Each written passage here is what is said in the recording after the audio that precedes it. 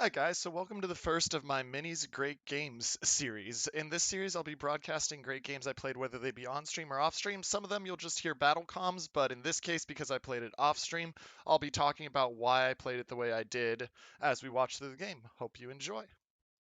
We are in, as you can see, a Tier 10 Ohio. Great ship, US premium for sets of two turrets with 457 millimeter guns. Really fun. So we're just gonna watch and enjoy this game, and I'll be giving comments throughout. As I look at this game, the first thing I'm thinking is, okay, I'm going to have another battleship on this side, cruiser, probably one DD. Got to watch for the second DD coming from C towards A because the one in the middle is always going to go somewhere. And thinking that I pray I don't run into the thunder, because dealing with thunders is never a fun time.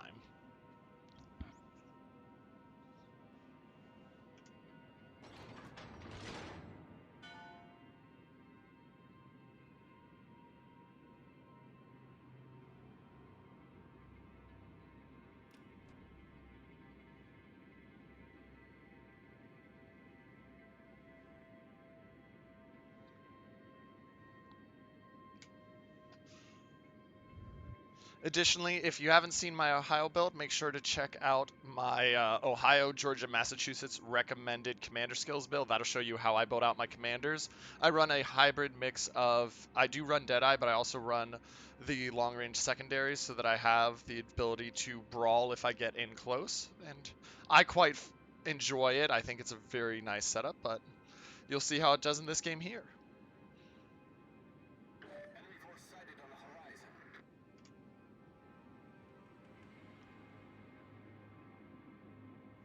And as I said, there we go. We're seeing the Kitakaze show up in the middle. We're seeing the Kitakaze that was coming from C side show up in the middle. And of course, we got the lovely Thunder over here, which I want to get off the map as quick as possible before he pulls any sort of junk on me. Additionally, if I'm going to fire, I want to fire quicker rather than later because of the fact that the Kleber or whatever DD is going to be inevitably spotted. But since he's spotted, we're going to take the shots out first onto him, because these shots are always worth taking out because of the fact that it's 157 millimeters if we hit any of them. And as you see, one hit, or sorry, 1575 damage. So worth it because we chunk him pretty well with one hit, give ourselves a slight advantage, and then promptly get hit by Thunder or HE, which is going to be an annoyance because of the fact that that's what Thunders are going to do all the time. Fortunately that's when I panic shot a little bit because of the fact that with them disappearing, I was hoping to get the shots. I'm not expecting those shots to hit. Turning out, there's the Kitakaze that was coming in, and we're going to watch. And like I said, long because we lost the detection. Repair because we got the double fire. Use the first of our heals to gain back health because as you see with our regen assistant, it was a great time to do it. Keep turning. Now, as we look at the game state in this point, what I was thinking is I'm thinking, okay, I'm not too concerned about the Yami, the Chappie, the Iowa, all that stuff over here, the Des Moines. Kidda and Kleber are going to be a problem because our DD went the opposite way, so it's just me and a Holland plus a Chappie to deal with them. Also, the Eugen's going to be annoying, and the Thunder is going to just sit at range and try to burn me down. So we've got to be careful on how we play this, and we got two options. We kite away or we charge. And as you can see in chat, I start immediately with the kite at A state. Yeah, because our D team has the advantage. We need to let them push. So it's a good idea to kite away, just do damage as we move away. We've already lost the cap. We don't have an option right now to push back in. We don't have an advantage in any way with a chance to push back in.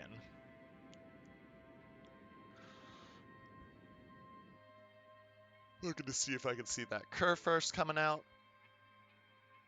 There we are.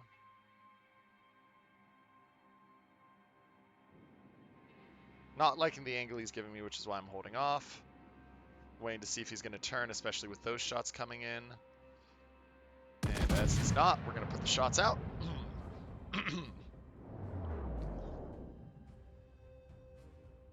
And superstructure hits like I wanted. Remember, if you're aiming at a GK, always go for the superstructure, because at that angle, you're never going to pen the side. You're not going to Citadel German battleships that often, so 1,400 off of a... 13,000, 14,000 off of a superstructure hit is always worth it. Again, now we're watching the feed and we're like, well, this is a problem. We're down a Yagumo, and that's not good. Unfortunately, he turned out there, which was annoying because I wasn't anticipating the turn in, which is why we lost it. And at this point saying, well, when we look at it, they're down a ship, we're down a ship, but they have the more DDs. We probably should just at this point end up turning it back in slowly, pushing, getting that GK done because he's charging towards us.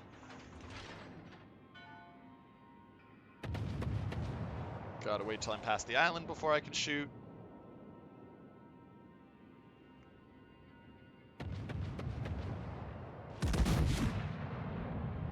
And unfortunately, my back guns were still slightly covered, so I didn't get out every shot I should have. And once again, he turned in, I didn't watch for the turn in, and that messed up my shot. Gotta be doing better on that already. But he's coming in, we're gonna push in. Now we're gonna start to challenge. We said at this point, we gotta challenge. I mean, we could keep kiting, but we've already lost D. This game at this point very much feels like a loss, so we're gonna push and we're gonna challenge. Aiming lower, trying to hit that upper, that right at the deck edge, hit that superstructure, get a nice chunk, and now we let our secondaries work as we start to challenge.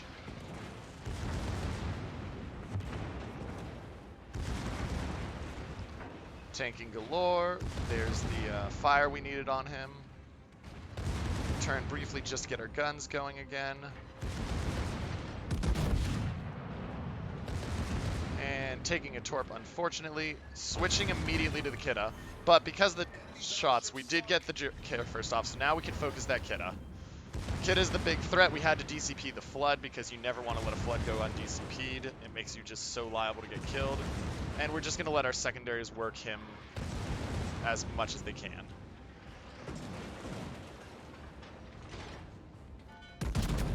Shots away. Problem solved, sir. No surprise I didn't hit. I was hoping to, but he was wiggling. And that's the goal. Fighter's going up there as a detection chance. I'm trying to see if I can catch that Kidda. Fortunately, the Chappie uses the radar, which means that in a second we're going to have him spotted. I've got my guns ready. We're seeing him turning. We're waiting for him to continue to turn. There we go. There's the continue to turn. Adjust for the second turn. 1 overpen, followed by no more on the second set, but that's okay because of the fact that our secondaries are still hitting him. Now, at this point, I'm doing one thing bad. I'm not paying too much attention to the Thunder yet. Like, I know he's there, but I'm not paying too much attention to him, and I need to be really careful about that, because I'm more worried about this Kidda. And right now, I'm kind of still surprised this Kidda hasn't torped me. Like, I'm expecting torps, which is why I'm turning, because I'm going to do a hard turn to dodge away from the Kidda torps, because otherwise I have to give broadside to the Thunder. So I'm going to do the hard turn and then angle back in on the Thunder again. But we're going to keep working that Thunder. He's fortunately getting chunked. We're still waiting for that Kidda to be respotted. And we see where he is. There he is. Shots away. Put them on the estimate where I think he's going to go, and then immediately zoom out because we need to keep an eye out. And there we go. 1 overpen again. He's hurting. Secondaries on both sides are going, and it is glorious. And we still have full secondary battery. So we're just enjoying letting that Kidda get chunked at long range. We're going to try one more shot. I should probably honestly change. Thinking about it here, I should probably be changing my guns to the Thunderer, but I really want to kill that Kidda. But I should hope that our Chappie's going to have him. And there's the double fire, so we DCP. And at this point, we turn anyway because the Kidda's gone dark again. There's nothing I can do to spot him. Fortunately, the Chappie killed him right as he went dark, so that saved me. But I had to make the turn anyway. I'm looking for that Eugen that's been chunking me out here because I'm more interested in him while I'm on this side. We'll let our secondaries just keep working the Thunder because they're doing a steady chunking of the Thunder as you watch up here each time they hit. It's chunking him slowly, and there's the fire again. But goal is that Eugen that's trying to chunk me at distance because he's going to be the pain in the butt. Now, I get really lucky here. That Thunder takes so many torps because if that Thunder doesn't take those torps, he probably burns me to pieces.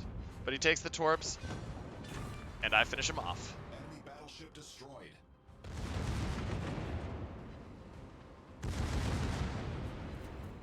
And now, focus is the Roma. Yes, there's the Eugen, but the Roma is the more important ship because he's close, and as you can see, I'm already at 26,000 health and 1 heal left, so I need to be pushing. And at this point, I'm not even looking at the other side yet. I've been glancing slowly, but I've just been so focused on this side I haven't even paid attention to that much yet. We're using our last heal of the game already, which 10 minutes in is an awkward spot to be in. That's why I sometimes consider running the extra heal on my Ohio, though I don't. And right now, I'm just frantically trying to break any turrets I can on him. Like, that's my goal, is to break turrets right now so he can't hit me. Because, as you see, I'm also getting chunked by that Eugen. Holland's Torps do some good damage. Of course, I'm on fire. I insta-DCP that one because I'm like, that fire cannot afford to burn. I need to kill that within 16 seconds now.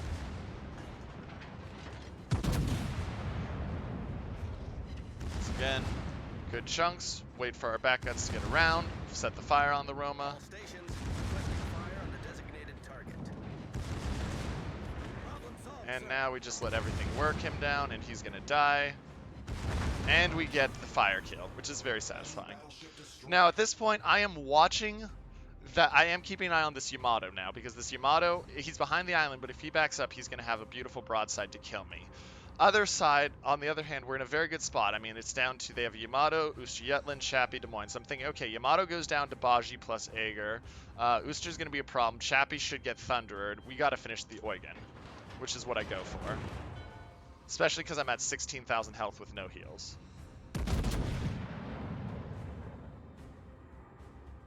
And there goes the Aegir, and I'm like, well, that's a problem. Okay, Yamato, come on, do your job. And now I'm angling in so I can try to ricochet, but also so that my secondaries are going on the Prince Eugen.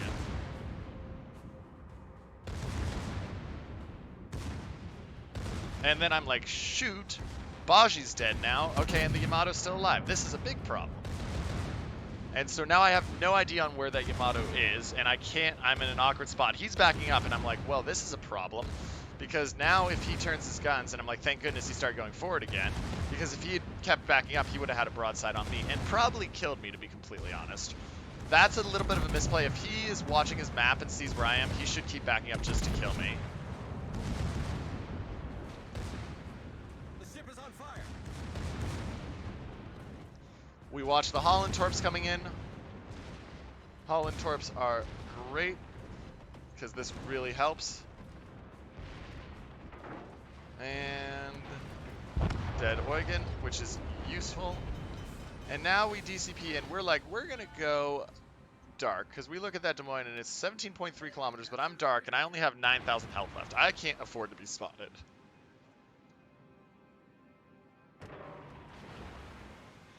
Now we've got the problem. The problem here is we're saying, okay, I'm saying we're up a ship. But the issue is, our Thunder is on a flank by himself. He's got a Yamato, Uster-Yetland, and Chappie to deal with. He's not going to win that. Des Moines trying to kill me, and I've only got 9,200 health. Our North Carolina is all the way over in D1, which is no use, and our Chappie's pushing the middle and liable to get deleted by a Yami. Problem solved, sir. So we have to angle it in anyway towards C, because with D being taken, and that'll be balancing out the points, because it'll be keeping the deficit the same, we need to push to C.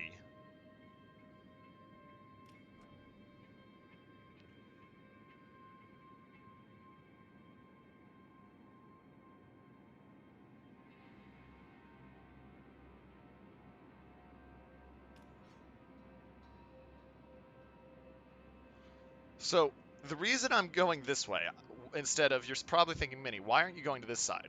Well, because the Des Moines was going down, and this gives me the ability to stay farther away from the Des Moines. If I go to this side and the Des Moines turned in, Des Moines going to have a shot on me quicker. If I go to this side and the Des Moines turned in, I have the island for a little bit of protection, and hopefully the Holland gets up here quick enough, especially because I'm stopping, to spot. So I'm deliberately slowing down here to let the Holland get up there and spot. Unfortunately, Chappie's radar doesn't find anything, even though the Uster's there. It finds the Yamato soon.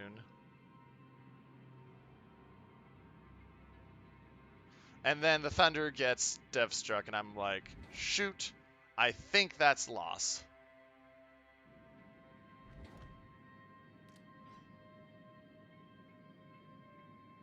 Plus, you consider the fact that our Chappie's in good. Their Chappie has no health, as we can see. But I got a Yamato and a Des Moines. Now that I've seen the Des Moines there, since I've seen the Des Moines, I start to speed up again, as you can see, because I can say, okay, the Des Moines behind the islands, I can push in and help take C, which will be big. Still have no heals, so I cannot get into any prolonged firefights. I've got to be very selective with targets.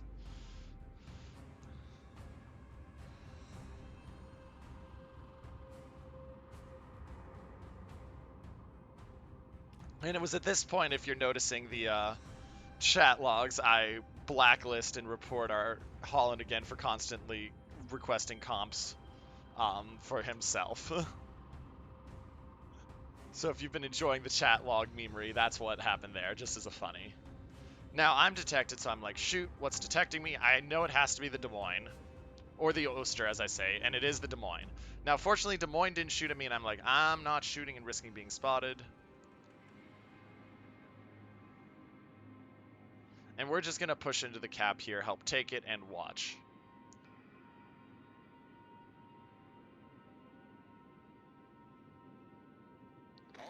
Now, we see the Ooster Jutland, and we're like, Chappie, hit that thing as much as you can, because any damage you could put on it would be big, because that's B being taken. North Carolina, by the way, is now finally made it from C1 to D3. And there we see the Yamato, and we're like, oh, Yamato turning broadside. Oh, oh, oh. Now, I have to give our Chappie ton of credit there. Chappie knew as soon as that Yamato came he was going to die, especially to a TNG player. But he got the torps off, which is massive. Because you'll see the torps here, and boom, 13,000 on the Yamato. Line it up.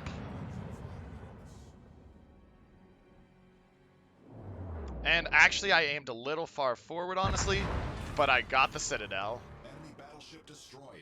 Which was the most satisfying thing. Now we speed it up again.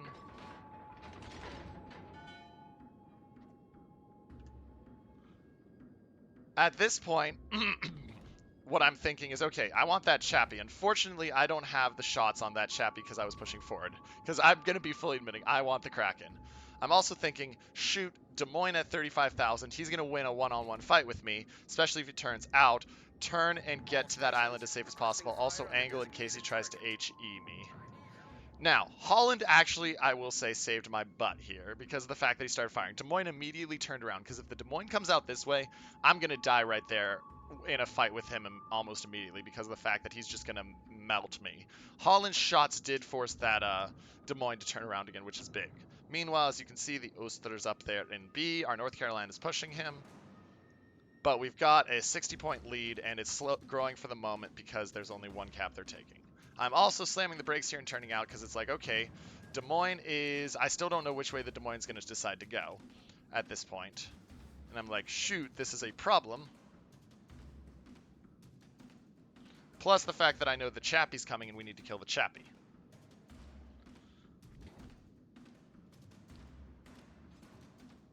So I'm now speeding up again because I'm still thinking that Des Moines is coming behind me. And if that Des Moines comes behind me and comes out here and spots me, I'm dead. So I'm turning it in because I'm trying to get these islands and play Ring Around the Rosie. Also, though we can't see it, the Ooster and the North Carolina are now fighting. And you can see the Oosters being chunked. I will give the North Carolina full props there. He was chunking that Ooster really well. And as we can see, he's down to 10,000. Now, so I'm thinking, okay, Des Moines on this side. I'm safe for the moment. Where's that Chappie? Oh, there's that Chappie. And I'm thinking, come on, Chappie. Come on, Chappie. Come on, Chappie. Come on out, Chappie.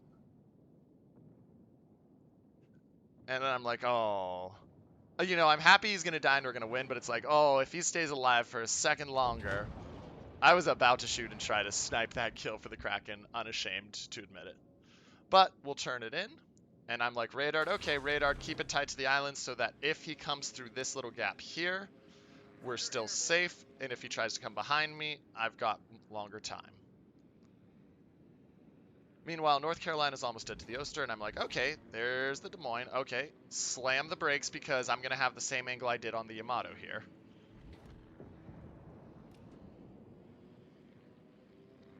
And so I wait for him to come in.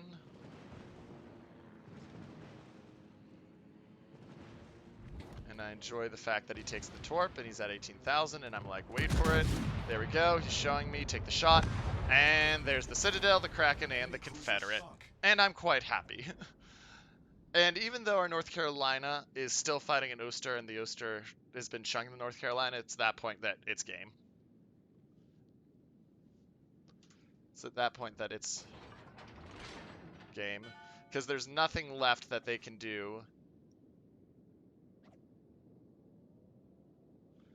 Even if they kill the Oster, we're taking D, that's game.